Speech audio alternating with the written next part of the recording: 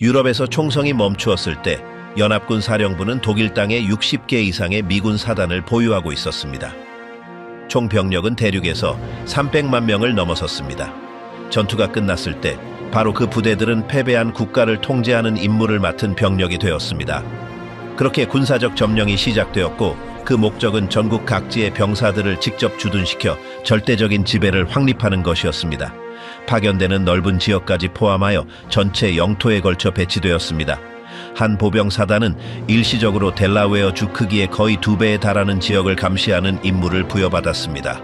또 다른 사단은 2000평방마일 이상의 지역을 감독해야 했습니다. 그 임무를 수행하기 위해 대대들은 개별적으로 작전했고 중대들은 이상적인 구조로 여겨졌습니다.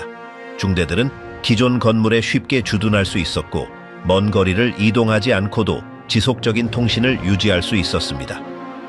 소대 전체가 본부에서 멀리 떨어진 차에 고립되어 일하는 것은 드문 일이 아니었습니다.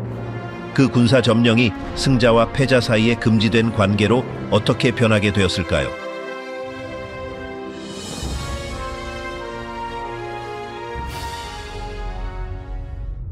승리자들의 도착, 미국 점령의 시작. 모든 것은 압도적인 존재감으로 시작되었습니다. 병사들은 교차로, 다리, 국경역의 경계를 맡았습니다. 그들은 교차로에서 검문소를 유지하고 통행 금지를 위반하는 사람들을 막기 위해 이동 순찰대를 파견했으며 이재민 캠프, 교도소, 전화망, 공장, 은행, 철도 인프라와 같은 고정 지점을 경비했습니다. 초기 몇 개월 동안 병력의 수는 너무 많아서 명백한 전략적 가치가 없는 곳까지 거의 모든 장소를 보호할 수 있었습니다. 그리하여 이전의 전투부대들은 내부 경비 임무를 수행하게 되었습니다. 이러한 점령 모델은 독일 국민에게 전쟁에서 패배했고 그들의 나라가 외세의 지배를 받고 있음을 명확하게 전달했습니다. 이론적으로 이 전략은 어떠한 초기 반란 시도도 예방할 수 있었지만 조직적인 저항의 명백한 징후는 발견되지 않았습니다. 그러나 이러한 통제 방식은 장기간 동안 가용할 수 있는 것보다 훨씬 더 많은 수의 군인이 필요했습니다. 게다가 이는 작전 능력과 규율 모두에 부정적인 영향을 미쳤습니다. 대규모 부대는 결속력을 잃었고 소규모 그룹에서는 행동이 악화되기 시작했습니다.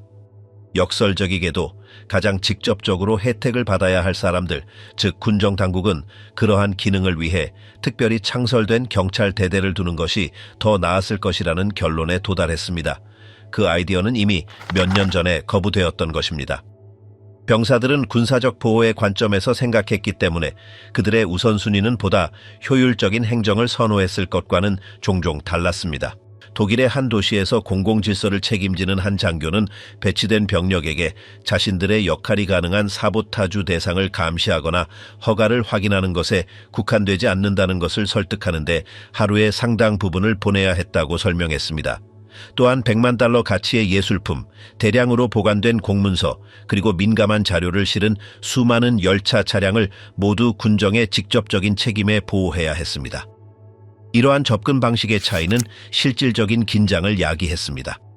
이러한 대규모 배치의 가장 분명한 단점 중 하나는 그 일시적인 성격이었습니다. 대부분의 제복 입은 병사들은 태평양 전역이나 귀국을 최종 목적지로 삼고 있었습니다. 많은 이들에게 독일에서의 임무는 항복과 함께 끝났습니다. 일부는 몇 주를 머물렀고 다른 일부는 몇 개월을 머물렀습니다. 그러나 모든 병사들은 곧 교체되거나 재배치될 운명이었습니다. 7월에 할당된 지역으로의 철수가 완료되자 중앙사령부는 재배치 계획을 발표했습니다. 이 새로운 계획은 영구 점령군으로 8개 사단을 투사하는 것을 기반으로 했습니다. 3개 사단은 서부 지구에, 4개 사단은 동부 지구에, 하나 분리된 일부와 함께는 베를린에, 그리고 추가 하나의 연대는 항구 도시 브레멘에 배치될 예정이었습니다. 군대식 점령 시스템은 수정되었지만 유지될 것이었습니다. 위기 발생 시 신속하게 대응할 수 있는 2개의 특수연대, 하나는 기갑, 다른 하나는 공수가 훈련될 것이었습니다. 나머지는 정적인 기능을 계속 수행하겠지만 이전처럼 부대를 분산시키지 않고 행정 중심지 근처에 더 큰 집단으로 배치될 것이었습니다. 이러한 조정은 분열을 줄이고 가용 자원을 최적화하는 것을 목표로 했습니다. 핵심 거점 근처에 병력을 집중함으로써 대응 능력이 향상되고 규율 유지가 용이해지며 물류적 어려움이 제한되었습니다. 이는 초기 단계에서 분산으로 인해 통제력 상실, 작전 소모, 지휘관들 간의 좌절감을 야기했던 문제들을 시정하기 위함이었습니다. 격리 명령, 침묵 금지 정책. 최고사령관 본부는 1945년 3월부터 모든 배치 병력에 대한 명확한 규정을 발표했다. 독일 국적을 가진 개인들과 어떤 종류의 관계도 맺는 것은 엄격히 금지되었다. 전투의 공식적인 중단 몇 주 전에 작성된 해당 지침은 이미 북아프리카와 프랑스 영토 내 미국 주둔 기간 동안 적용되었던 이전 명령을 재확인했다. 우호적이거나 친밀한 관계뿐만 아니라 우연한 언어적 교환과 같은 겉보기에 중요하지 않은 상호작용도 금지되었다. 병사들은 엄격히 기능적인 이유로 대화가 필수적인 경우를 제외하고는 완전히 대화를 시작하는 것을 삼가야 했으며 심지어 그 경우에도 언어는 최소한으로 줄여야 했다.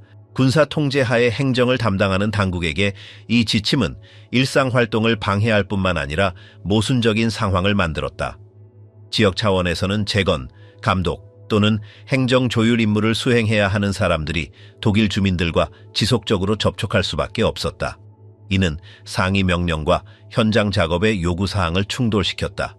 작전적인 측면을 넘어 승자와 패자 사이에 부과된 이 장벽은 미국인들을 지배자가 아닌 해방의 주체로 보여주려 했던 공식적인 담론을 훼손했다.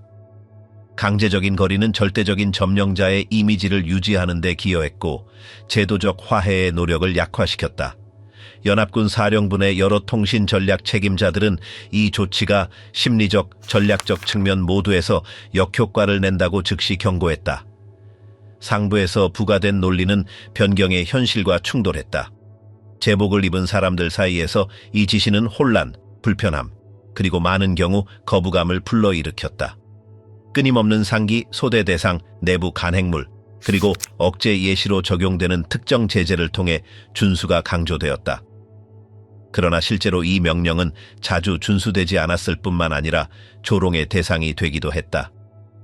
많은 사람들에게 강제적인 공존으로 인해 아무리 짧더라도 교류가 불가피한 상황에서 그러한 고립을 유지하는 것은 불가능했다. 그 규정은 6월에 병력들이 처음으로 아이들에게 말을 걸 수 있도록 허용되면서 빠르게 완화되기 시작했다. 얼마 후 책임 지역의 안전을 유지하는 것이 목적이라면 성인들과의 언어 사용이 승인되었다. 이러한 부분적인 개방은 점진적인 유연화의 시작을 알렸다. 다음 몇 주 동안 초기 경직성은 과거의 일이 되었다. 7월 중순에는 그 규정이 대부분의 파견대에서 이미 작전적 유효성을 상실했다. 중간 지휘관들은 부대가 안정성을 얻고 규율을 회복하며 덜 강제적인 일상을 채택함에 따라 문제가 되는 행동들이 감소했다고 관찰했다. 따라서 극단적인 조치를 적용할 필요가 더 이상 없었다. 경험은 심각한 기강 해이 사건이 드물었으며 특정 측면에서는 금지된 접촉이 유익한 결과를 낳았다는 것을 보여주었다. 전쟁부 보건기관이 작성한 보고서들은 즉각적인 위험과는 거리가 멀게도 병사들과 주민들 간의 접근이 특정 통제를 촉진할 수도 있다고 지적했다. 엄격한 거리두기 초기 정책은 이념적 전염, 정서적 동요 또는 원치 않는 갈등을 피하는 데 중점을 둔 엄격하게 방어적인 비전에서 비롯되었습니다. 그러나 이러한 예방책은 장기화된 점령에 실제 역학에 직면하여 유지될 수 없었습니다. 다양한 보고서에서 제한된 접촉이 현명하게 관리될 경우 부정적인 영향을 미치지 않는다고 강조했습니다. 오히려 필요사항을 파악하고 보안 문제를 예측하며 환경을 인간화하는 데 기여했습니다. 점령 지도로 인해 부과된 공조는 물리적 이유와 기본적인 인간적 조건 모두에서 절대적인 금지가 비현실적임을 의미했습니다. 독일 항복 후 초기부터 공식 담론과 일상생활 간의 모순이 명백해졌습니다. 현장 지휘관들은 지역 주민들이 직접적인 적대감을 보이기는커녕 필요나 호기심 또는 절망 때문에 자주 병사들에게 접근한다고 지적했습니다. 이러한 현실은 병사들을 딜레마에 빠뜨렸습니다. 실행하기 어려운 규정을 문자 그대로 따를 것인가, 아니면 상황에 따라 자체 기준을 적용할 것인가. 많은 이들은 특히 심각한 보복이 없다는 것을 알았을 때 명령을 유연하게 해석하는 것을 택했습니다. 이러한 구조적 모호성은 제도적 메시지의 효력을 약화시키고 점차 허용적인 분위기를 조장했습니다. 지휘 계통은 공보, 서면 지시 및 정보 세션을 통해 정책의 유효성을 반복해서 강조하려 했습니다. 그러나 이러한 조치들은 제한적인 영향력을 가졌습니다. 준수 압력은 점진적으로 감소했고 병사들 사이의 일반적인 인식은 그 규범위 시대에 뒤떨어졌다는 것이었습니다. 한편 고위사령부 사무실 내부에서는 더 이상 일관되게 적용될 수 없는 명령을 유지하는 것에 실제적인 유용성에 대해 논의가 이루어졌습니다. 일부 부문에서는 안정과 제도적 협력이라는 새로운 목표에 맞춰 접근 방식을 완전히 재구성할 것을 주장했습니다. 다른 부문에서는 권위와 통제의 상징으로서 그 유효성을 옹호했습니다. 농촌 지역과 외딴 마을에서는 파견대가 잦고 주민들과의 접촉이 끊임없이 이루어졌기 때문에 침묵 행위는 거의 눈에 띄지 않았습니다. 물리적 장벽은 존재하지 않았고 군사 주둔지와 민간 주거지 사이의 거리는 최소한이었습니다. 반면 감시 수준이 높았던 대도시에서는 준수가 더 엄격했습니다. 그럼에도 불구하고 격차는 명백했습니다. 순찰대는 금지된 관계가 정상화되고 있음을 반영하는 장면들을 자주 목격했습니다. 이는 공식 정책이 존재 이유를 잃어가고 있다는 생각을 강화했습니다. 내부 보고서들은 이러한 전환을 반영하기 시작했습니다. 병사들과 민간인 간의 접촉에서 비롯된 과도한 행동이나 갈등과 관련된 사건은 적게 기록되었습니다. 또한 비공식적인 교류가 많은 경우 긴장을 완화하는 데 기여했다고 강조되었습니다. 따라서 일부 장교들은 점진적인 규범 해제가 유익할 수 있다고 고려하기 시작했습니다. 이러한 입장은 특히 현장에서 직접적인 경험을 가진 사람들 사이에서 힘을 얻었습니다. 전략적 계획과 실제 구현 사이의 괴리는 이보다 더 명백했던 적이 없었습니다. 비침목 정책의 진화는 의도치 않게 점령의 내부 긴장을 반영하는 것이 되었습니다. 한편으로는 논쟁의 여지 없는 권위를 유지하려는 욕구, 다른 한편으로는 패배했지만 여전히 존재하는 인구의 현실에 적응해야 할 필요성이 있었습니다. 상징적인 통제 수단으로 고안된 이 조치는 일상적인 관행 앞에서 흐려지고 말았습니다. 점령은 장기전의 매개 변수하에 유지될 수 없었습니다. 병사들은 이미 끝난 분쟁보다는 전후 환경에 더 적합한 다른 종류의 지시를 필요로 했습니다. 이와 병행하여 미국 시민사회 부문에서는 절대적인 고립을 공식적인 입장으로 의문을 제기하는 비판이 증가했다. 그들은 민주화하고 재교육하는 것이 목적이라면 접촉은 피할 수 없다고 주장했다. 일부 목소리는 접근 방식이 적대적인 태도를 감지하고 이념적 잔재를 식별하며 급진화에 덜 취약한 환경을 조성하는 데 유용한 도구가 될 수 있다고 지적했다. 이러한 의견들은 비록 다수는 아니었지만 내부 토론에서 점차 자리를 잡았다. 내부적으로는 중간 간부들이 금지 조치가 더 엄격하게 적용되는 부대에서 정서적 소모가 더 두드러진다고 보고했다. 강제된 고립은 좌절감을 유발하고 내부 긴장을 증가시키며 구성원 간의 결속력을 약화시켰다. 반대로 통제된 방식으로 상호작용이 이루어진 곳에서는 갈등 지수가 감소했다. 이러한 데이터는 해당 규범이 제고되어야 한다는 주장을 강화하는 데 기여했다. 직접적인 경험은 원래 접근 방식에 대한 심층적인 검토의 기초가 되었다. 전략적 맥락 또한 영향을 미쳤다. 태평양 전선이 여전히 활발한 상황에서 병사들의 사기를 높게 유지해야 할 필요성 때문에 당국은 지나치게 제한적인 조치를 부과하는 것이 부정적인 결과를 초래할 수 있음을 이해했다. 점령은 더 이상 임시적인 임무가 아니었다. 그것은 복잡하고 장기적이며 다면적인 과정으로 비치고 있었다. 그러한 틀 안에서 절대적인 고립은 비현실적일 뿐만 아니라 역효과를 낳았다. 한때 두 세계 사이에 넘을 수 없는 선을 그리려 했던 명령은 실제로는 그 자체의 무게로 인해 와해되었다.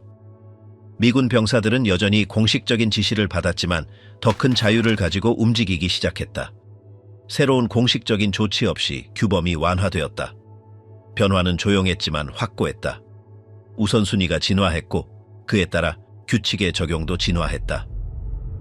최후의 명령, 독일 통제를 위한 내부 전쟁. 고위 사령관들이 1945년 6월에 회동했을 때 클레이는 워싱턴 당국이 독일의 행정을 군인들의 소관이 아니라고 여긴다는 점을 그들에게 설명했습니다. 목표는 상황이 허락하는 대로 가능한 한 빨리 민간인에게 통제권을 넘기는 것이었습니다. 트루먼은 몇 주 전에 군복을 입은 자들은 엄격히 군사적인 임무에만 국한되어야 하며 패배한 국가의 정치적 방향은 곧 다른 기관으로 넘어가야 한다고 표명했습니다. 이 아이디어는 아이젠하워도 공유했으며 그는 6월 말경 프랑크푸르트에서 대통령을 만났습니다. 양측은 군사령부가 민간 당국으로의 즉각적인 이양에 적합한 구조를 준비해야 한다고 결론 내렸습니다. 미국 통제위원회는 처음부터 행정적 인계 인수를 용이하게 하는 것을 목표로 하는 과도기적 기관으로 구상되었습니다. 이미 4월에 클레이는 군정부의 민간인을 편입시켜 권한 이양이 구체화되는 즉시 그들이 지휘를 맡을 수 있도록 할 것을 제안했습니다. 한 달 후 그는 해당 기관이 비군사적 기준에 따라 독일을 관리할 수 있는 민간 기관으로 빠르게 전환되어야 한다고 재차 강조했습니다. 6월 말 회의에서 그는 이미 지휘부의 주요 부서에 비군인 전문가들을 배치하고 있으며 자신의 이해에 따르면 그들의 기능은 바로 그것, 즉 비군사적 체제로의 전환을 조정하는 것이라고 언급했습니다. 태평양 전쟁이 계속되는 동안 군인의 수는 매우 많아서 점령 사무실에서 군사 주둔을 줄일 필요가 있다고 여겨지지 않았습니다. 심지어 통제위원회에서도 군 병력의 증가에 비해 민간인 직원의 증가는 미미했습니다. 5월에는 민간인이 83명이었고 9월에는 326명이었으나 같은 기관의 장교와 사병은 417명에서 거의 1,500명으로 일반 사병은 500여 명에서 4,000명 이상으로 늘어났습니다. 그러나 다음 2달 동안 상황은 변했습니다. 병력은 독일 밖으로 이동하기 시작했고 민간인은 429명에 달할 때까지 증가했습니다. 9월 첫째 주에 클레이는 여러 장교들이 민간인 신분으로 계속 직무를 수행하도록 하는 계획을 발표했습니다. 10월 1일에 그는 비무장 인력에게 할당할 목적으로 군정부의 모든 직책을 검토하도록 명령했습니다. 아이젠하워는 한편으로 사령관들에게 그 과정에 개입하지 말 것을 요청했습니다. 작전 전역의 지오 섹션과 통제위원회 사이의 내부 분쟁은 그달에 클레이가 자신의 기준을 관철시키면서 끝났습니다. 그와 지오를 책임지는 아드콕 장군은 각 행정부서를 프랑크푸르트나 베를린 중 더 잘 운영할 수 있는 곳에 할당하여 팀을 통합하기로 결정했습니다. 아드콕은 실제로 그의 두 번째 지휘관이 되었습니다. 며칠 후 클레이는 두 구조를 점령 정부를 담당하는 하나의 일반 사무실로 통합하려는 의사를 표명했습니다. 이러한 통합은 군사 지휘 체계를 영토 관리 기능에서 분리하는 것을 의미했으며 이는 여러 중간 사령관들에게 저항을 불러일으켰습니다. 기능이 분리되지 않은 군사사단의 지오 섹션들이 가장 큰 영향을 받았습니다. 9월에 클레이는 두 계획 중 하나를 결정해야 했습니다. 하나는 지오 부대를 즉시 해체하고 모든 것을 통제위원회 아래 두는 것이었고 다른 하나는 동일한 운명을 점진적으로 수행하는 것이었습니다. 클레이는 이 두 번째 접근 방식을 선택했습니다. 10월 1일부터 통제위원회는 미국 군정청으로 이름이 바뀌었습니다. 극장의 지오 부대는 미국 지역 군정청으로 재명명되었습니다. 지역 사무소도 변경되었습니다. 제3군의 사무소는 바이에른 사무소와 통합되었고 제7군의 사무소는 서부 지구 사무소로 전환되었습니다. 현장 병력에게 이 재편성은 전술부대가 지역 행정 또한 담당하던 모델의 끝을 의미했습니다. 나중에 명확한 명령이 내려졌습니다. 군에 의한 정부 기능은 12월 31일부터 완전히 중단되어야 했습니다. 그때부터 새로운 행정기구는 베를린으로 실질적인 전환을 시작했습니다. 클레이는 본부를 수도에 두는 상징성과 훨씬 더 잘 갖추어지고 이미 통합된 기능적 네트워크를 제공하는 프랑크푸르트의 효율성 사이에서 균형을 찾아야 했습니다. 이전은 단계적으로 설계되었으며 일상 업무를 마비시키거나 지휘부 간의 조정을 약화시키지 않도록 노력했습니다. 이전은 또한 미국 지역 내에서 군사 임무와 민간 임무 간의 더욱 명확한 분리의 시작을 알렸습니다. 새로운 행정구조를 공식적으로 승인한 다음 날 클레이는 맥클로이에게 최종 의도는 정부 기구를 군대와 완전히 분리하는 것이라고 설명하는 편지를 썼습니다. 그의 비전은 이 분리가 긴급히 이루어져야 한다는 것이었습니다. 아이젠하워는 한편으로 지휘관들에게 군대가 단 24시간 전에 이러한 기능에서 벗어날 준비가 되어 있어야 한다고 전달했습니다. 클레이는 그렇게 빠른 속도를 예상하지 못했습니다. 프라이스가 대통령에게 제출할 보고서의 초안을 읽고 워싱턴에서 지정한 민간위원에게 통제권을 넘겨줄 것을 제안하자 그는 그 결정이 일방적일 수 없다고 답했습니다. 다른 세 강대국은 동의해야 했고 그는 전체 과정이 적어도 다음 해 7월까지 걸릴 것이라고 예상했습니다. 사적으로 여러 군 지도자들은 이 임무에서 가능한 한 빨리 벗어나고 싶다는 바람을 표명했습니다. 아이젠하워의 주요 고문 중 한 명인 스미스는 프라이스에게 민간인들이 상황을 더 잘 처리할 수 있을 것이라고 확신하지는 않지만 내부적 관점에서는 가능한 한 빨리 철수하는 것이 더 낫다고 인정했습니다. 분위기는 점점 더 적대적이었고 이 역할을 계속하는 것은 군대의 이미지에 영향을 미칠 수 있었습니다. 10월 말에 워싱턴에서 전쟁, 해군 및 국무부 장관들이 이 문제를 논의하기 위해 만났습니다. 패터슨은 국무부가 통제권을 인계해야 한다고 의견을 제시했습니다. 외무부 장관인 번스는 군대가 더 나은 조직력을 가지고 있으며 변화를 서두르는 것은 실수라고 생각했습니다. 만약 최종적으로 그의 부서가 지휘권을 인계해야 한다면 그는 그 발표를 적어도 8달 더 연기할 것을 제안했습니다. 3일 후 아이젠하워는 트루먼에게 7월에 공동 약속을 상기시키며 완전한 전환이 늦어도 1946년 6월에 완료될 것을 제안하는 편지를 썼습니다. 대통령은 그 날짜를 수락하고 언론에 발표하여 군정의 민간 이양은 다음 해 6월 1일 이전에 이루어질 것이라고 공식적으로 확정했습니다. 혼돈의 겨울, 여성들이 패배의 대가를 치렀을 때 1945년이 진행됨에 따라 독일 통제를 관리하던 당국은 재앙적인 겨울을 예감했습니다. 경작되지 않은 밭, 비활성 상태의 광산, 파괴된 도시 등 초기 징후들로부터 연합군 책임자들은 혼란의 시나리오를 우려했습니다. 이미 6월에는 무력 진압이 필요할 수 있는 위기에 대한 보고서가 경고했습니다. 8월에는 아이젠하워가 독일 지도자들에게 다가올 일을 경고했습니다. 10월에는 고위 사령부가 폭동의 물결이 일어날 가능성이 높다고 판단하여 점령군에 대한 어떠한 공격에 대해서도 지역 지도자들이 책임질 것임을 경고하도록 명령했습니다. 처음에는 주민들이 너무 충격을 받아 반응하지 못하는 듯했습니다. 여름이 지나고 기본 조건이 악화되면서 집단적인 분위기는 가라앉았습니다. 석탄이나 식량이 충분하지 않고 가치 없는 돈 때문에 생산자들이 판매를 꺼리면서 민간인들은 불안의 소용돌이에 빠지기 시작했습니다. 수확량은 나쁘지 않았지만 겨울에 필요한 것을 충당하기에는 부족했습니다. 석탄 운송은 거의 작동하지 않았고 한 해가 진행됨에 따라 미국 부문으로의 배송은 급격히 감소했습니다. 이에 대한 대응으로 당국은 250kg을 초과하는 모든 비축량을 징발했으며 아이들에게 학교를 따뜻하게 하기 위해 장작을 가져오라고 요구했습니다. 화폐 가치 하락과 연합군 지폐 발행이 겹쳐 초인플레이션에 대한 두려움을 불러일으켰습니다.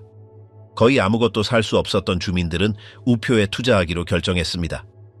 많은 노동자들은 배급 카드를 유지하기 위해 필요한 만큼만 일하러 갔습니다. 상황은 200만 명이 넘는 동부에서 추방된 독일인들이 12월과 7월 사이에 재정착될 것이라는 발표로 악화되었습니다. 이 분배에는 체코슬로바키아와 헝가리에서 미국이 통제하는 지역으로의 수십만 명이 포함되었습니다. 점령 지역 간에 피난민을 교환하는 합의에 대한 소식은 아무도 안심시키지 못했습니다. 새로운 사람들이 원래 장소로 돌아갈 것이라고 아무도 예상하지 않았습니다. 이 사람들을 수용하고 먹이는 것은 독일인들의 전적인 책임이었고 당국도 주민들도 준비되어 있지 않았습니다. 제3군대의 한 장군은 새로 온 사람들을 서로 쌓아 올린다고 해도 공간이 없을 것이라고 선언하기까지 했습니다. 동시에 다음 몇 달 동안 수천 명의 전쟁 포로를 석방할 가능성이 논의되었습니다. 계획에는 미국에서 수만 명을 돌려보내고 상태가 위급했기 때문에 프랑스에서 50만 명 이상을 송환하는 것이 포함되었습니다. 아이젠하워는 많은 사람들이 죽음의 문턱에 있다는 것을 확인하고 프랑스 영토로의 이송을 중단했습니다. 동시에 포로를 유지하는 것이 민간인 노동자를 고용하는 것보다 비용이 더 많이 들었기 때문에 그 부담을 독일에 전가할 계획이었습니다. 10월까지 클레이는 하루 2000칼로리로 열량 수준을 늘릴 수 없을 것임을 이미 알고 있었다. 간신히 1250에 불과했으며 난방 없이 생존하기에는 불충분했다. 11월에는 매일 1500칼로리 증량이 발표되었으나 실현 가능성에 대한 의구심이 있었다. 그 배급량은 실제적으로 빵, 감자, 약간의 오트밀, 기름 한 작은 술, 설탕 한 작은 술에 해당했다. 단백질은 야채와 마찬가지로 희귀한 사치품이었다. 상황을 완화하기 위해 전국에 공동 식당이 생겨났다. 바이에른에서는 매달 수백만 인분의 배급량이 제공되었지만 비상 상황이 아니면 쿠폰을 제출해야 했고 심지어 식사비를 지불해야 했다. 12월에는 공정한 분배를 조건으로 미국 민간단체의 지원품 발송이 마침내 승인되었다. 그럼에도 불구하고 크리스마스는 우려했던 만큼 황량하지 않았다. 거위 한 마리는 수천 마르크였고 암시장은 오래된 군용 통조림을 마치 스튜인 양 재활용하여 팔았다. 폐허가 된 거리에는 장난감이 거의 없었고 연필 몇 자루와 장식품이 전부였다. 슈투트가르트에서는 한 신문사 본사 건물에 불 켜진 트리가 만연한 어둠과 극명하게 대비되었다. 하지만 이례적으로 따뜻한 날씨가 도움이 되었다. 많은 이들은 전년도가 폭탄 세례로 끝났음을 기억했다. 미국 병사들은 아이들을 위한 축제를 열었다. 예를 들어 베틀라요에서는 수천 명의 학생들에게 사탕을 나누어 주었다. 다른 도시에서도 장난감과 과자를 배포했다. 일부 당국은 명절 축하를 위해 다가오는 유일한 독일인들이 나치당의 구단권들로서 환심을 사려 한다는 것을 냉소적으로 기록했다. 크리스마스 직후 강풍이 제대로 수리되지 않은 지붕과 벽을 강타하여 거리를 잔해로 가득 채웠다. 그럼에도 불구하고 좋은 날씨가 1월까지 이어져 더 큰 비극을 막았다. 1550칼로리로 유지된 배급량 덕분에 분위기가 나아지기 시작했다. 비록 식량이 고갈되고 있었지만 많은 이들은 상황이 안정되고 있다고 믿었다. 난민과 수용된 나치 인사들은 나머지 사람들보다 훨씬 더 많은 칼로리를 받았다. 전자는 하루에 2600에 달했고 후자는 2200에 달했다. 반면에 일반 주민은 암시장을 포함하여 겨우 1900에 도달했다. 베를린에서는 특히 이전 여름과 비교하여 유아 사망률이 현저히 감소했다. 하지만 모든 것은 고갈되고 있던 수입품에 의존하고 있었다. 3월까지는 2달 미만의 보급품만 남아 있었다. 한편 군대는 다른 종류의 위기에 직면해 있었다. 지휘권을 이양하기 직전 아이젠하워는 부대원들의 행동을 공개적으로 질책했다. 그는 제복 문제, 공격적인 행동, 그리고 민간인과 병사들 간의 상호 존중 부족을 언급했다. 그가 소수의 문제라고 주장했음에도 불구하고 조사는 그 반대를 지적했다. 10월 슈투트가르트 경찰은 단 한 주 만에 12건이 넘는 공격을 기록했다. 다른 지역에서는 여러 명의 취한 군인들이 지역 공무원을 폭행하고 창문을 부수고 민간인을 칼로 찌르려 하고 소지품을 훔쳤다. 바이에른에서는 한 젊은 여성이 겉으로는 사냥사고로 사망했다. 다른 지역에서는 경찰관들이 군인들에게 한 번 이상 총격을 받았다고 신고했다. 거의 모든 사건은 술과 여성과 관련이 있었다. 성병 치료를 위한 페니실린 사용 허용은 간접적으로 매춘을 조장하여 갈등을 더욱 증폭시켰다. 12월에는 경찰과 당국에 대한 공격이 너무 빈번하여 병사들에게 자제를 요청하는 특별 성명서가 발표되었다. 학대는 낮은 계급에만 국한되지 않았습니다. 오스트리아 여성을 강간한 후 허위 혐의로 경찰에 넘긴 한 장교의 사례가 기록되었습니다. 문제의 일부는 전역을 앞두고 떠나기 전에 스트레스를 풀려고 했던 베테랑들과 경험이나 적절한 훈련이 없는 신병들의 조합에 있었습니다. 또한 독일인에 대한 태도를 강경하게 하는 최고 사령부의 메시지는 특히 술에 취했을 때 제약 없이 행동할 수 있는 허가로 오해될 수 있었습니다. 다른 한편으로 피난민들은 계속해서 나쁜 본보기가 되었습니다. 그들은 제한 없이 행동했고 군인들은 끊임없는 불처벌을 보았습니다. 연말이 되자 또 다른 긴장 요인이 나타났습니다. 바로 미군으로 돌아가는 병력 이동의 급격한 감소였습니다. 수개월간의 대규모 송환 이후 1월에는 속도가 급격히 줄어들 것이라고 발표되었습니다. 전역할 충분한 자격을 갖춘 수천 명의 병사들은 배신감을 느꼈습니다. 전쟁 신부들이 자신들보다 먼저 송환될 것이라는 소식은 분노를 촉발했습니다. 파리와 프랑크푸르트에서는 대규모 시위가 있었습니다. 비록 폭력적이지는 않았지만 이는 군 내부의 붕괴를 반영했습니다. 이 시위들은 효과를 보였습니다. 1월 중순에 특정 점수를 가진 모든 병사들이 4월 이전에 귀국하도록 하는 새로운 계획이 승인되었습니다. 동시에 점령군의 수가 줄어들었습니다. 그러나 도착한 교체 병력은 기술적 준비가 부족했을 뿐만 아니라 많은 이들이 소총 사용이나 위생 규칙 이상의 기본적인 훈련조차 받지 못했습니다. 3월에 이루어진 한 검사는 규율, 조직, 지휘 및 통제에 심각한 결함이 있음을 밝혀냈습니다. 많은 젊은 장교와 부사관은 자신의 부대를 관리할 능력이 부족했습니다. 동시에 군 당국과 경찰은 미국 군대 자체를 소요 사태의 주요 원인으로 지목했습니다. 4월에 불과 4일 만에 100건이 넘는 사건이 기록되면서 각 사례를 총사령관에게 직접 보고하도록 명령되었습니다. 관련 부대와 어떤 제재가 적용되었는지 명시되어야 했습니다. 무질서는 만연했고 점령은 작전 붕괴 직전이었습니다. 침묵의 아이들, 임신, 유기 및 수치심. 1945년 말부터 미군 병사들 사이에서 독특한 이미지가 굳어졌다. 폐허가 된 거리를 걸을 때 독일 남자들이나 무너진 정권의 자네보다는 여성의 모습이 두드러졌다. 여성들은 패배한 국가의 공적인 인물로 나타났다. 이러한 인식은 프라울라인을 병사들의 관심의 중심으로 놓는 보도, 만화, 설문조사에 의해 강화되었고 독일 남자들은 크게 무시되었다. 이러한 묘사는 병사들이 그들의 주둔을 어떻게 해석하는지에 직접적인 영향을 미쳤다. 여성들과의 접촉은 빈번하고 눈에 띄게 되었다. 이것은 공식적인 정책의 일부로 간주되지 않고 점령에 선언된 목표에서 벗어나는 사적인 표현으로 여겨지는 만남이었다. 새로운 상황에서 많은 독일 여성들이 사회적 붕괴 속에서 어떤 종류의 안도감을 찾으며 공식적이거나 비공식적인 다양한 전선에서 군대와 관계를 맺기 시작했다. 일부 여성들은 비서나 통역사로서 추가 배급과 급여를 받아 생활 조건을 개선했다. 이를 통해 그들은 가족을 먹여 살리고 반드시 감정적인 관계에 의존하지 않고도 생존할 수 있었다. 그러나 대부분의 젊은 여성들은 안정적인 일자리를 얻지 못했고 병사들에게서 생존 수단을 찾았다. 많은 여성들이 교환 관계를 맺었다. 음식, 비누, 담배를 빨래, 가사 도우미 또는 많은 경우 관계와 맞바꿨다. 애정 관계와 성매매를 구분하는 경계는 모호해졌다. 심지어 병사와의 관계의 순수함을 주장하는 이들조차 다른 이들을 이익을 위해 행동한다고 비난했다. 많은 이들에게 몸은 돈이 되었다. 일부는 음식이나 석탄이 필요한 가족에 의해 보내지기도 했다. 비공식적인 물물 교환 시스템은 일상생활의 일부가 되었다. 독일인의 손목시계는 버터, 통조림 고기 또는 담배와 교환될 수 있었다. 이러한 은밀한 회로는 미국인들이 희소품에 독점적으로 접근할 수 있었기에 유지되었다. 당국은 거의 할 수 있는 것이 없었다. 그 영향은 병원에서 나타나기 시작했다.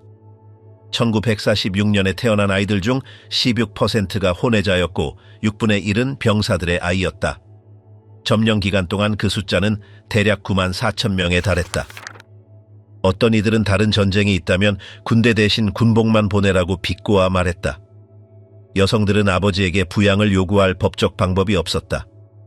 군사 규정은 병사가 자발적으로 인정하지 않는 한 어떤 친자 확인도 요구되지 않는다고 명시했다. 독일 민사법원도 선택사항이 아니었다. 병사들은 그곳에 출두하는 것이 금지되었고 군사법원은 민사소송을 처리하지 않았다. 따라서 자녀의 양육권을 맡고자 하는 이들조차 어려움에 직면했다. 그들은 아이들을 입양할 수도 공식적인 책임을 질 수도 없었다. 결혼에도 같은 논리가 적용되었다. 1945년에 공식적으로 친목 금지 조치가 해제되었음에도 불구하고 독일 여성과의 결혼은 1946년 12월까지 허용되지 않았다. 그때조차 절차는 복잡했다. 건강검진, 신원조사, 군목과의 면담, 특별 허가 등이 필요했다. 일부 병사들은 몇 달을 기다렸다. 러셀 호튼과 같은 다른 이들은 허가 없이 결혼하기로 결정했다. 일부는 트루먼 대통령이나 유럽 전선의 장군들에게 예외를 요청하는 편지를 썼다. 많은 이들이 결혼하지 못하고 미국으로 돌아간 후 그곳에서 항소했다. 의회가 외국인 아내와 약혼녀의 입국을 허용하는 법률을 승인했지만 장애물은 여전히 존재했습니다.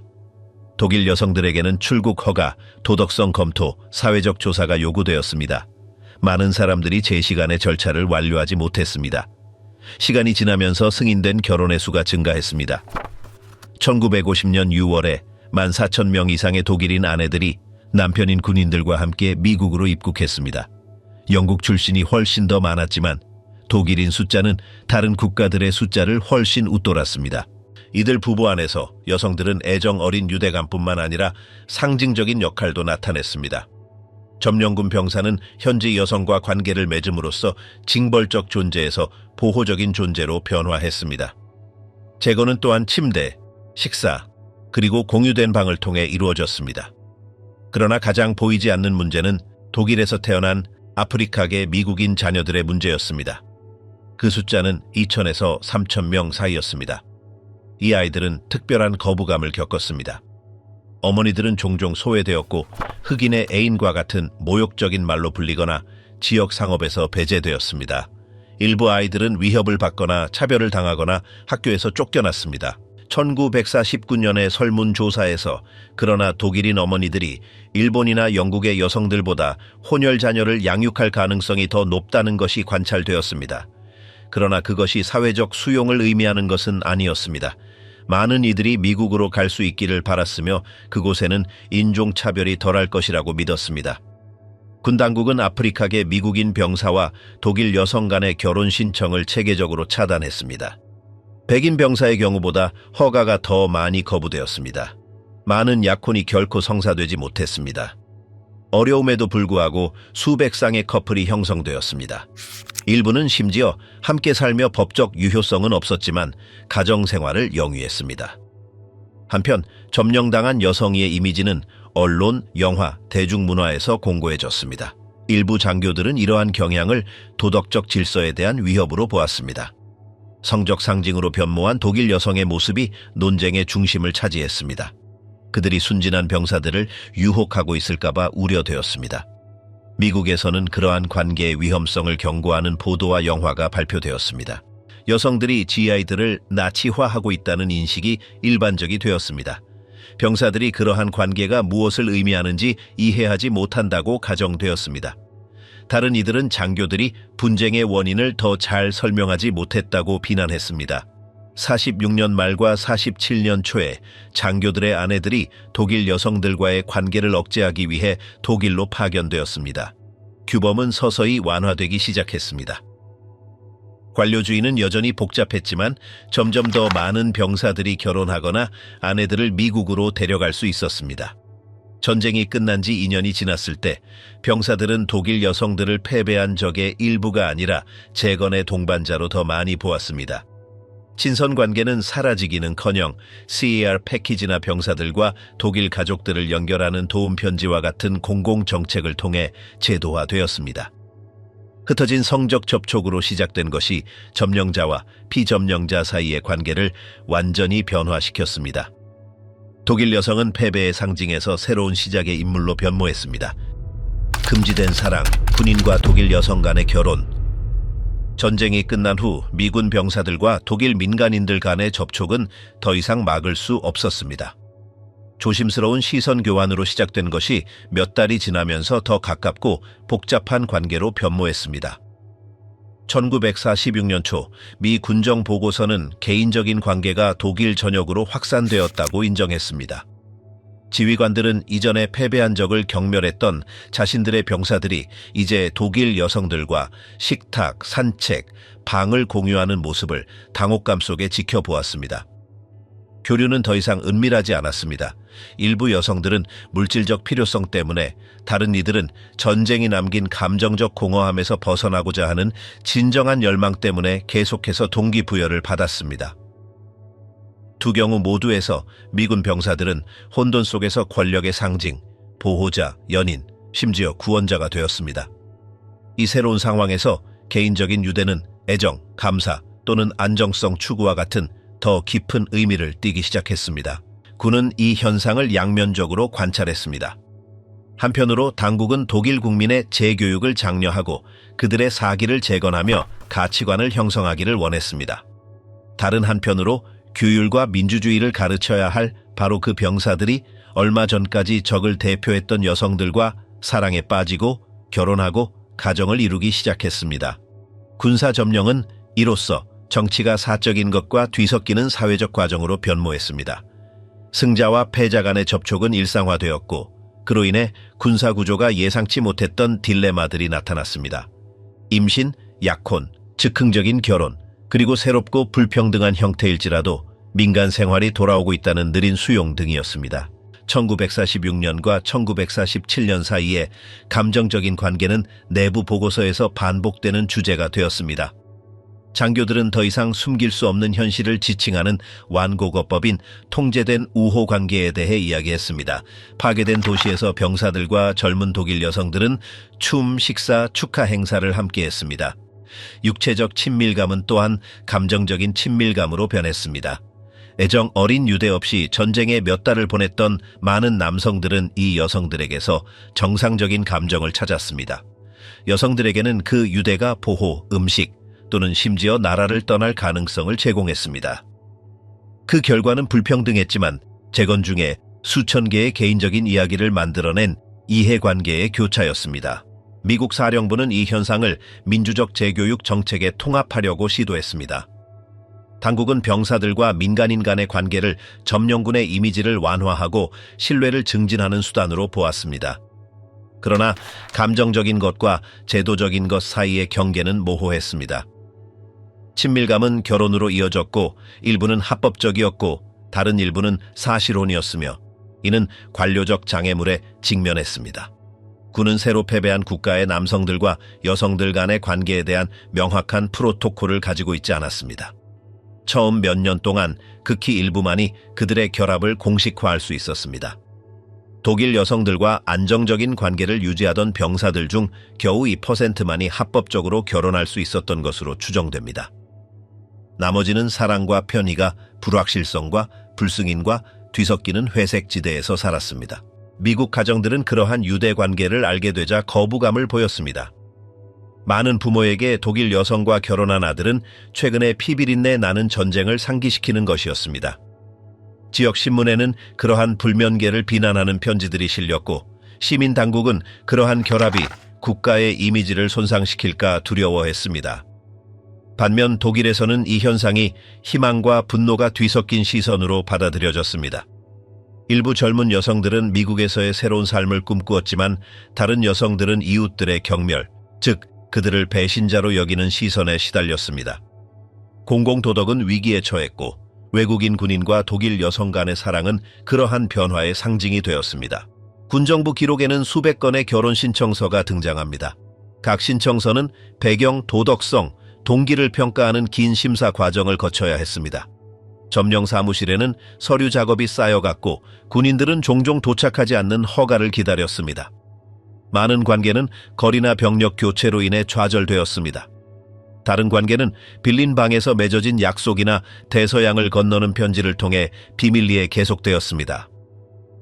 미국 시민 당국은 특정 독일인 배우자들이 도덕적으로 적합하다는 평가를 받는 조건해 이민을 허용하는 특정 절차를 만들었습니다. 이 모호하고 차별적인 범주는 수천 명의 여성의 운명을 결정했습니다. 승인 절차는 간단하지 않았습니다. 후보자들은 건강증명서, 거주문서, 그리고 나치당과 연루되지 않았다는 증거를 제출해야 했습니다. 일부 경우 교육, 종교 또는 평판에 대해 신문받기도 했습니다. 파일에는 지휘관들의 의견이 포함되어 있었는데 그들은 이 결합이 군에 이로운지 해로운지를 평가했습니다.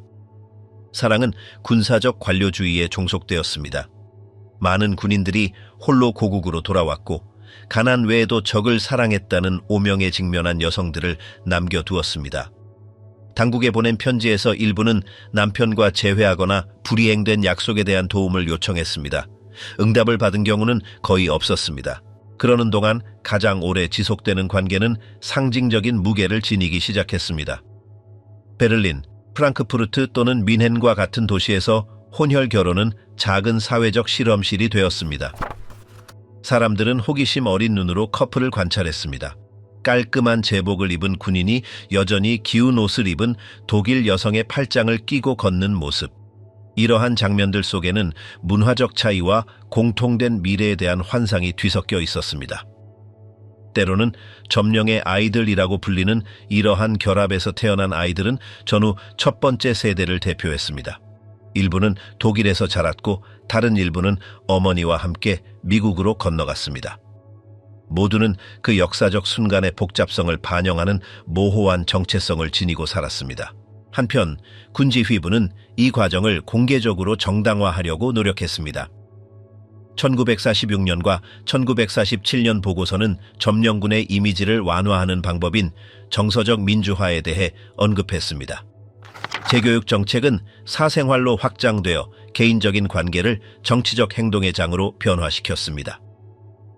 독일 청소년을 위한 오락, 스포츠 및 지원 프로그램은 두 인구 간의 접촉을 통제하고 조절하는 역할을 했습니다. 이러한 공간에서 감정은 교육적 담론과 뒤섞였습니다.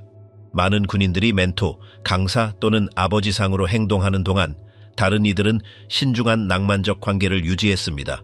군이 피하려 했던 것, 즉 적과의 친밀함은 결국 의도치 않은 통합의 도구가 되었습니다. 군정부의 통계는 결혼과 동거 신청의 점진적인 증가를 보여주었다. 당국은 현실을 더 실용적으로 보기 시작했다. 동거가 불가피하다면 적어도 규제되어야 했다. 군이 운영하는 청소년 클럽과 문화센터에서 군인과 독일인 간의 사회적 교류가 더욱 두드러졌다. 이러한 접촉을 수용 가능한 틀 안에서 유도하기 위해 춤 모임 파티가 조직되었다. 이와 병행하여 진실한 관계 또한 생겨났다. 배급, 통행금지, 주택 부족 속에서도 일부는 임시가정을 꾸렸다. 미군 병사들이 독일 여성들과 함께 걷는 모습은 더 이상 스캔들을 일으키지 않았고 정상화의 신호로 여겨지기 시작했다. 소수였지만 합법적인 결혼 사례들은 새로운 점령 단계의 길을 열었다. 미국으로 이주하는 데 성공한 독일인 아내들은 언론에 의해 화해의 본보기로 제시되었다. 그러나 많은 이들이 새로운 공동체에서 거부와 고립에 직면했다. 영사 보고서는 수많은 여성들이 차별, 의심 또는 외로움을 겪었다고 언급했다. 일부는 도착 직후 버려졌고 다른 이들은 언어를 배우고 자신들을 거의 이해하지 못하는 환경에서 아이들을 키우며 노력으로 적응했다. 이 여성들 각자의 이야기는 전쟁과 사랑의 교차로에 의해 각인되었다. 이러한 이야기들이 늘어나고 더욱 가시화되면서 환상 또한 흐려지기 시작했다. 사랑과 버림, 약속과 실망의 대조는 그 시기에 마감을 알렸다. 1947년 당국은 독일 여성들과 안정적인 관계를 유지했던 미군 병사 100명 중 단 2명만이 그들의 결합을 공식화할 수 있었다고 추정했다. 나머지는 망각과 거리 속으로 사라졌다. 이 여성들의 이야기는 보고서, 편지 또는 보관된 기록에 흩어져 있었다. 일부는 답을 찾기 위해 군 막사로 계속 편지를 썼다. 다른 이들은 아무도 기억하고 싶지 않은 전쟁의 아이들을 홀로 키우는 것에 체념했다. 세월이 흐르면서 두 사회 간의 접촉 방식이 변했다. 군인들은 더 이상 단순한 점령군이 아니었다. 많은 이들이 남편, 아버지 또는 거주 시민이 되었다. 승자와 패자 사이의 경계선이 모호해졌다. 미국 행정부가 추진한 문화 및 교육 교류 프로그램에서는 협력이 불신을 대체했다. 그러나 초기 친밀했던 만남의 흔적은 남아있었다. 군인과 독일 여성 간의 관계는 전후의 비참함을 반영하는 동시에 화해의 서막이었다. 1949년경 군대가 철수하기 시작하고 군정, 준정이 새로운 독일 정부의 자리를 내주면서 그 많은 커플들은 이미 사라진 상태였다. 하지만 남아있는 것은 자녀들 사진들 그리고 흩어진 기억들이었다. 점령기의 최종 보고서는 미국인과 독일인 사이의 공존이 국가의 사회 재건에 있어서 가장 영향력 있는 요인 중 하나였다고 지적했다. 숫자와 통계 뒤에는 비록 짧게나마 있을 법하지 않은 가족을 이루기 위해 증오의 경계를 넘어섰던 이들의 삶이 있었다. 그 문서들의 마지막 줄은 수년간 부정되어 왔던 것을 인정했다. 즉, 군인들과 독일 여성들 간의 접촉이 어떤 경제적 또는 정치적 조치만큼이나 결정적이었다는 것을, 단지 결혼 때문만이 아니라 더 깊은 변화를 드러냈기 때문이었다. 배급과 파괴 속에서도 사랑은 그 모든 형태로 살아남았다. 비록 아주 적은 수의 결합만이 공식화되었을 뿐이지만 그들의 존재만으로도 전면전 이후에도 증오 없이 적을 다시 바라보는 것이 가능하다는 것을 증명하기에 충분했다. 새로운 독일 재교육, 도덕 및 문화적 통제. 독일의 패배 이후 JCS 1067 지침에 의해 수립된 원칙 중 하나는 민주주의 시스템 아래에서 독일의 정치 생활을 재건하기 위한 점진적인 준비였습니다. 그러나 이 지침은 미군 사령부의 명시적인 승인 없이 어떤 종류의 정치 활동도 허용하지 않도록 명령했으며 미국 행정부가 어떤 흐름이나 정치 그룹과도 연대해서는 안 된다는 점을 강조했습니다. 2년 전에 발행된 FM275 매뉴얼은 지역 정치 지도자나 조직된 정당이 군정의 정책에 영향을 미쳐서는 안 된다고 강조했습니다. 따라서 셰프의 초기 접근 방식은 정치의 복귀를 장려하는 것이 아니라 오히려 재등장을 막는 것이었습니다. 항복 후 이 금지는 거의 완전히 작동했습니다. 12년 동안 나치 정권은 자신들의 것을 제외한 모든 정치적 구조를 제거했습니다. 공산주의자들과 사회민주주의자들은 투옥되거나 망명해야 했으며 다른 그룹들은 압력이나 폭력을 통해 중화되거나 흡수되었습니다. 정당 정치에 별 흥미가 없었던 독일 국민은 히틀러 치에서 마르크스주의 및 부르주아 세력의 운명과 점령하에 나치 당원들의 현재 상황을 기억했습니다. SFGE가 1945년 7월에 독일 정치 상황을 조사했을 때 실제 정치 활동은 존재하지 않고 단지 옛 정당의 일부 생존자들 사이에서 흩어진 대화만 있을 뿐이라고 결론 내렸습니다. 그러나 현장에서 군 당국은 정치적 영역이 정당을 넘어선다는 것을 알아차리기 시작했습니다. 지정된 독일 대표들은 종종 공식적인 소속이 없더라도 사회적, 종교적 또는 경제적 입장을 반영했으며 이들 입장에는 정치적 배경이 있는 경우가 많았습니다. GOE 설문조사에 따르면 명확한 정치 프로그램이 없는 상황에서 교회의 이익이나 특정 영향력 있는 개인들과 같은 사적인 이익들이 방향을 결정했습니다. 위험은 점령 당국이 이론적으로는 비정치적인 사람들이 내린 결정으로 인해 발생하는 결과에 대한 책임을 지게 되는 것이었습니다.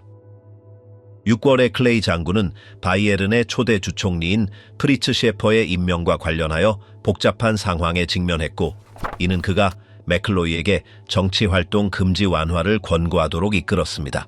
포츠담 협정의 지지를 받아 민주정당의 창설을 허용하고 장려하기로 결정되었습니다. 독일인들에게 지역 정치 활동에 참여할 수 있다고 발표한 다음 날 아이젠하워는 군사지구의 지역 차원에서 허가를 부여하기 시작하도록 명령했습니다. 그러나 반응은 미미했습니다. 대부분의 지역에서 일부 옛 공산주의자들과 사회민주주의자들만이 아직 정의되지도 않은 절차에 대해 모호한 질문을 했습니다. 미넨에서는 한 그룹이 정치적 성격의 문화단체를 추진하려고 했지만 대부분의 인구는 굶주림, 주거 및 일상적인 문제에 더 관심이 많았습니다. 많은 사람들은 이 제안을 미국인들의 승인 신호로 보았지만 국가적 비극의 원인이라고 비난했던 정치에 다시 관여할 의사는 없었습니다. 쿠르헤센에서는 예를 들어 당국이 대다수의 농부들이 무관심한 집단에 속해 있음을 감지했고 도시 노동자들만이 노조와 정당에 대해 어떤 기대를 가지고 있는 것처럼 보였습니다. 이러한 전반적인 무관심은 군 당국이 아직 면허를 부여할 시스템을 갖추지 못한 수치심을 면하게 해주었습니다. USAPT 유럽 주둔 미군 사령부도 군 관할 구역도 구체적인 절차를 마련하지 못했기 때문에 프로그램은 2달 동안 동결되어야 했습니다. 그럼에도 불구하고 기본적인 정치적 지형이 형성되기 시작했습니다. 소련 점령 지역에서는 이미 모델이 작동 중이었습니다. 6월부터 반파시스트 정당의 창설이 승인되었고 몇 주 안에 공산당, 사회민주당, 기동민주연합, 자유당이 등록되었습니다. 모두 1933년 이전의 뿌리를 가지고 있었지만 공산당만이 소련 점령 지역과 완전히 동일시되었습니다. 나머지는 막 재편되기 시작하고 있었습니다. 미국 점령 지역에서는 나치 과거와 연관되지 않았다는 이 점 때문에 공산당과 사회민주당이 가장 먼저 나타났습니다. 사회민주당은 1933년에 히틀러의 독재 권한에 반대하여 투표한 유일한 정당이었다는 점을 강조할 수 있었습니다. 공산당은 바이마르 공화국 시절 민주주의에 대한 존중을 보이지 않았지만 나치에 의해 잔혹하게 박해받았고 승전국의 지원을 받음으로써 자동적으로 민주주의적 표식을 얻게 되었습니다. 그러나 두 정당 모두 심각한 도전에 직면했습니다. 가톨릭 교회는 그들에게 적대적이었고 노동자 계층의 다수를 확보하지 못했습니다. 나치즘 이전의 중산층 정당 중 생존의 징후를 보인 것은 젠트룸과 그 바이에른 버전이었습니다. 가톨릭 교회와의 역사적 유대 관계는 그들이 나치즘으로부터 거리를 둘 수 있게 해주었지만 모든 구성원이 그렇게 할 수 있었던 것은 아니었습니다. 군 당국은 특정 유보에도 불구하고 콜로네의 아데나워나 바이에른의 샤퍼와 같은 잠재적 지도자 여러 명을 지명했습니다. 그럼에도 불구하고 이 정당들은 자신들의 종교적 정체성을 되살리는 것을 꺼려했습니다.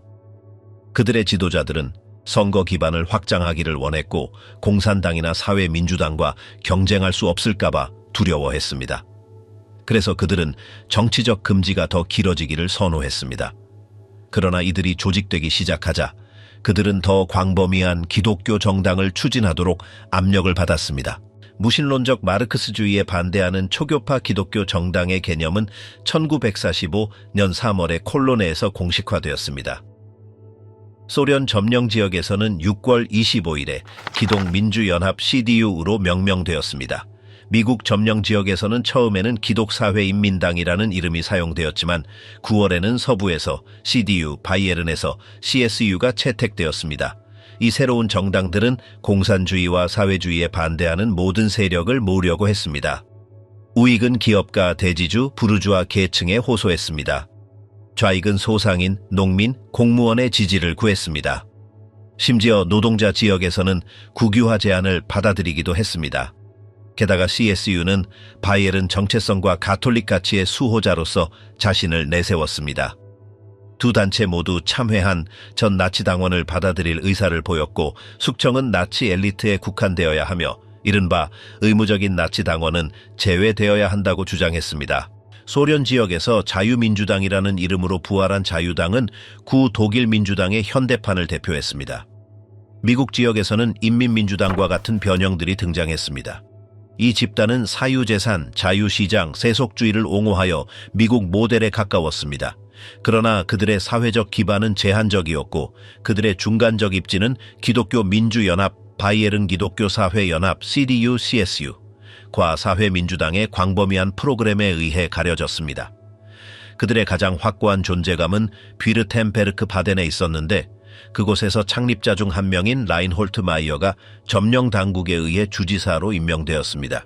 미국 분석가들은 모든 정당에서 유능한 인물의 부족에 우려를 표명했습니다. 많은 지도자들이 사망했거나 망명했거나 고령이었습니다. 나치즘에서 살아남은 사람들은 대부분 저명한 인물이 아니라 결코 의심을 사지 않았던 보잘것없는 개인이었습니다. 바이에른 기독교 사회연합 CSU의 창립자인 요제프 밀러의 등장은 미국인들을 놀라게 했습니다. 존경받는 변호사이자 미넨 귀족 가문의 일원이었던 그는 가톨릭 교회와 연관이 있었고 군사정보국에서 일한 과거가 있었지만 전쟁 마지막 몇 달은 강제 수용소에서 보냈습니다. 미국인들과의 관계는 좋았지만 소련과도 연줄이 있다는 의심을 받았습니다. 그는 하위 나치 당원들의 포함을 옹호하는 한편 저항기간 동안 바티칸과의 중개자였다고 주장했습니다. 그의 주요 경쟁자인 쉐퍼에 맞서 일부 사람들은 그를 민주적 게임 내에서 유효한 선택지로 보기 시작했습니다. 클레이 장군은 과정을 가속화하기로 결정했습니다. 그는 민주주의를 배우는 가장 좋은 방법은 민주주의를 적용하는 것이라고 생각했으며 태평양 전쟁 종전 후 병력 감축은 그에게 실용적인 구실을 제공했습니다. 그는 9월에 2만 명 미만 주민이 거주하는 지방자치단체에서 1946년 1월에 지방선거를 실시하고 다음 달에 더 큰 지역으로 확대할 것을 제안했습니다. 이 결정은 너무 갑작스러워서 정당 허가 규정이 준비되기도 전에 발표되었습니다. 이 지침은 10월이 되어서야 지방사무소에 전달되었습니다.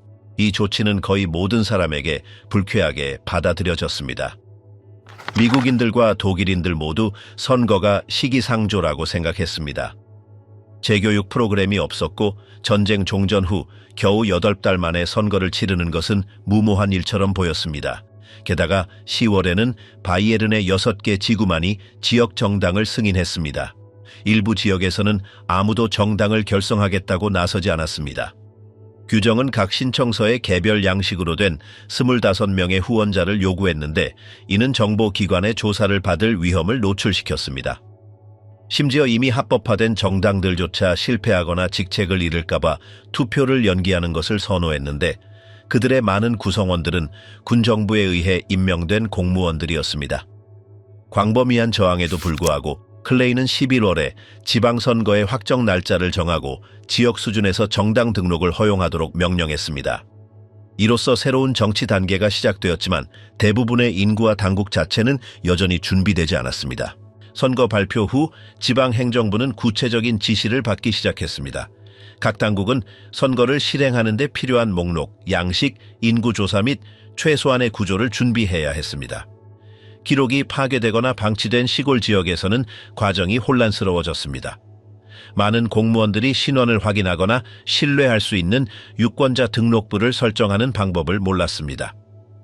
일부는 이웃의 증언이나 교회 기록에 의존했고 다른 일부는 긴급 인구조사를 즉석에서 실시했습니다. 최소 조건이 보장되지 않았음에도 불구하고 우선순위는 부과된 날짜를 준수하는 것이었습니다. 이와 병행하여 정보국은 새로운 정당들에 대한 감시를 강화했습니다. 모든 서명자의 배경을 확인하고 이전 정권과의 연계를 파악하며 각 후보자의 프로필을 작성하도록 지시했습니다.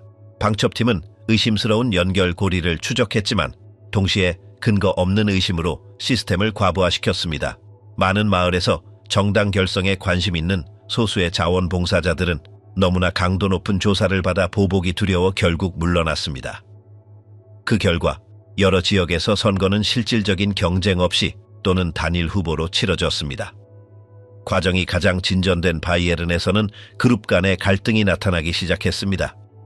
기독교사회연합 CSU는 농촌 지역에서 지배적인 정당으로 자리 잡으려 했고 산업 중심지에서는 사회민주당이 세력을 회복했습니다. 공산당은 조직에도 불구하고 종교 부문의 노골적인 거부를 겪었습니다. 뉘른베르크와 같은 도시에서는 독일 공산당 KPD 지지 노동자들과 군정부가 임명한 관리들 사이에 긴장이 보고되었는데 이들은 공산당의 진출을 저지하려 했습니다. 이처럼 다양한 주체들 간의 강제된 공조는 불신으로 특징 지어지는 취약한 정치적 환경을 조성했습니다. 비르텐베르크에서는 자유주의자들이 지역 인사들의 지지와 온건한 연설 덕분에 어느 정도 안정성을 얻었습니다. 그러나 견고한 전국적 구조의 부재는 그들의 영향력을 제한했습니다. 새로 창설된 정당들은 점령 당국의 직접적인 지원에 크게 의존했는데 점령 당국은 공산주의자들이 핵심 지역을 장악하는 것을 막기 위해 신중하게 개입했습니다.